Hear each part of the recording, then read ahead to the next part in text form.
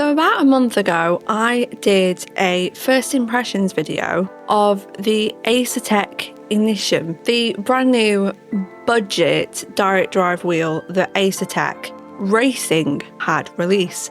And it's very important that you understand the difference between them, because it's normally Asetek Sim, I do believe Sim Sports, and this is Asetek Racing.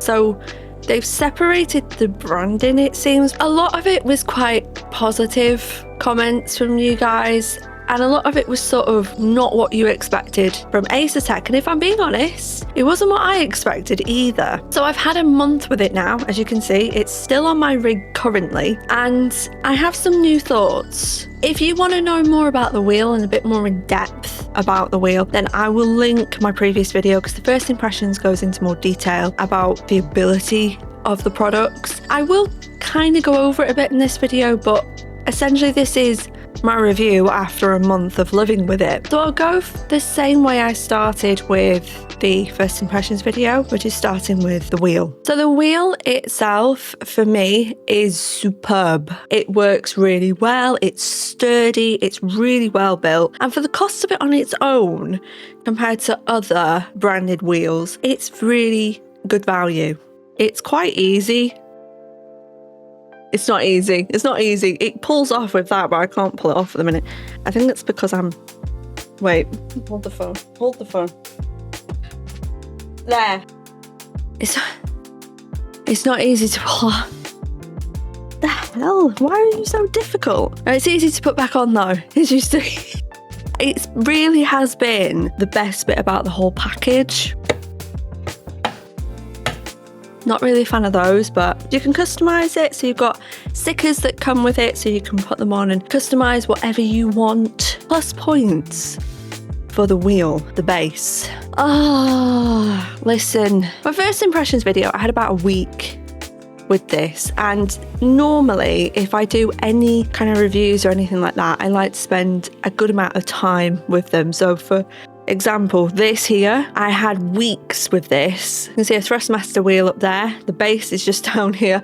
My office is a state at the minute. I do apologise. But this I had months with before I decided to put out a review on it. And I really did want more time, but I understand that companies, just don't have the time to give out to people, and they want a review as soon as possible. Now, for everyone that was in the comment section saying, did you do the setup? Did you download the LMU downloadable thing? Yes, I did all of that. And after a month with it, I have now, I feel, got to grips with it. I think I've got a setup on it that works quite well for me. I was struggling with getting turning on the wheel. It was like it wasn't connected properly, and I probably think that was a lot down to the setup and I needed more time with it. However, it's still not perfect. I don't expect it to be incredible, but there are times when I'll turn this on and it will completely forget its setup.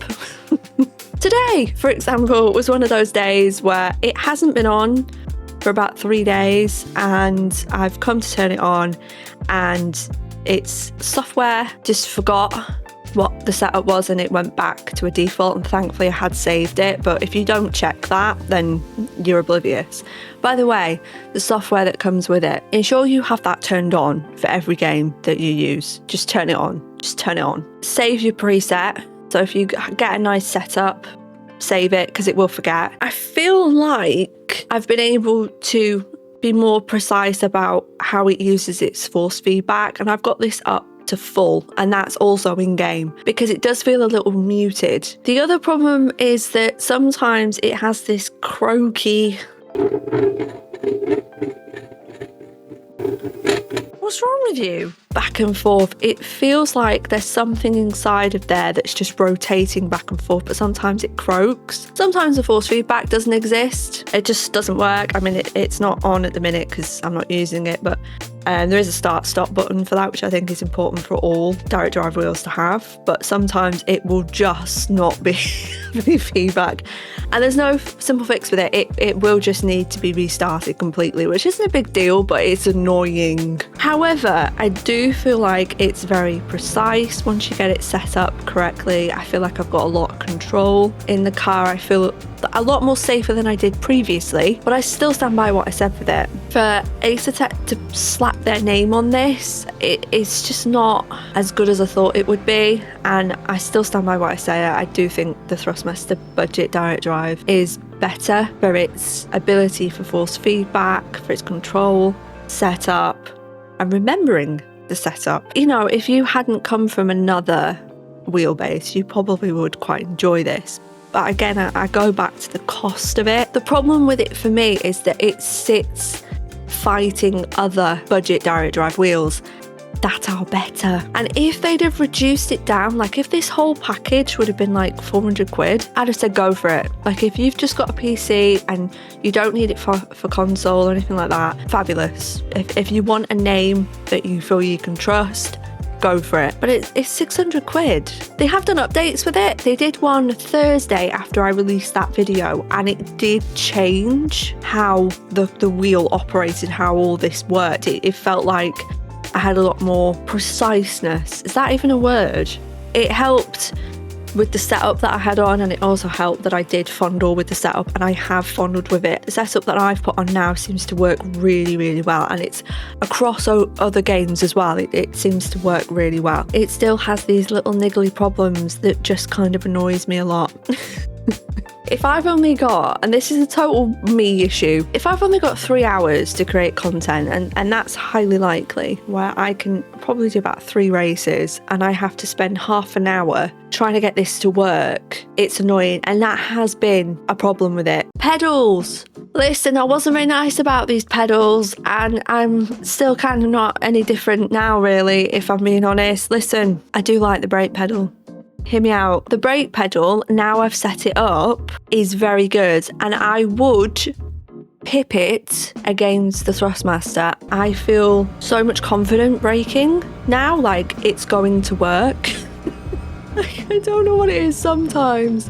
I just feel like I put my foot on the brake and it doesn't work as precisely, but that's technique as well. But I feel like this pedal, the brake pedal, has been easier to learn as such as a technique to braking. I can trail brake a lot easier. I'm not great at it, but I can do it now a bit better, and I just feel confident with it. If that's the level that Asetek are at, then that is phenomenal, and I fully back the brake pedal because it's amazing. The accelerator's crap. It's crap. It's crap.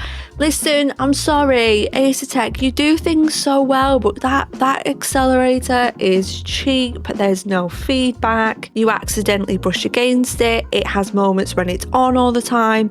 And even if I change in the settings so that my slight grace of foot against it it'll still come on in game. There's no feedback with it. There's no pushback from it. There's nothing. It's creaky, it's annoying, and sometimes you don't get 100% pedal. And I've tried everything with it, and I can cope with the cheaper look of it. Like, I'm not that fussed about that. But what I would suggest is to upgrade the accelerator pedal, and then I think you'd have quite a nice pedal set. However, when you do that, you're bumping it up about another 200 quid, which then puts you into Asetek Sim bundles, which are probably going to be better. They're going to have a higher Newton meter, probably be more reliable, and are definitely going to beat this. And that's the problem again with it. It does things okay, but there are things about it, for example, the accelerator pedal, that it does quite crap. You'll want to update it, and then it just makes it too expensive. It's the price. I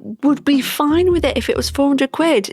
Even if it was 500 quid, I could possibly go, do you know what?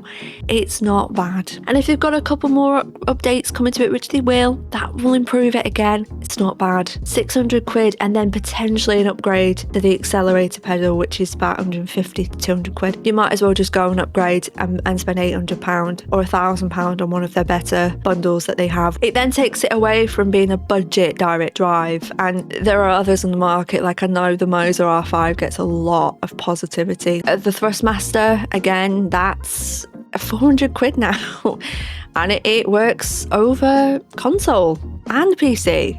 I don't get the point of it. I know they wanted to get into another market, but they're in a sea of them. But this is my last day with it. I'm going to take it off. I've had it on for a month now, and whilst I do think I got more consistent on LMU, it's not practical for me. It doesn't work on console and I play Gran Turismo, so I will miss the brake pedal. 100, like, clap. The brake pedal's brilliant and I will miss that because it's definitely better than the Thrustmaster that I'm going to go to now. Oh, more buttons on the wheel. I'll miss that because Thrustmaster doesn't have as many. And I know, look, it's still a disappointing review, innit? I'm sorry. I got sent it to review as well and they'll probably never work for me ever again. But my main priority on this channel is you guys and ensuring that you trust me with something. You are a newbie to this. This is a little bit more difficult to set up than your others, but again, it will probably get you ready for a more experienced rig. But yeah, I will link it in the description to purchase it. I do have a link to it, so if you are going to purchase it, then please do use it. It's very much appreciative. And if anyone's got one, let me know. I mean, this is just my opinion. Other people might have had a better experience with it. Other people might have had a better setup. So I am all for hearing that. I really did want this to be really good. I really, really did. And I really like Asetek. If you found this video helpful, then please do make sure to like it and subscribe for more sim racing content. Thank you so much for watching.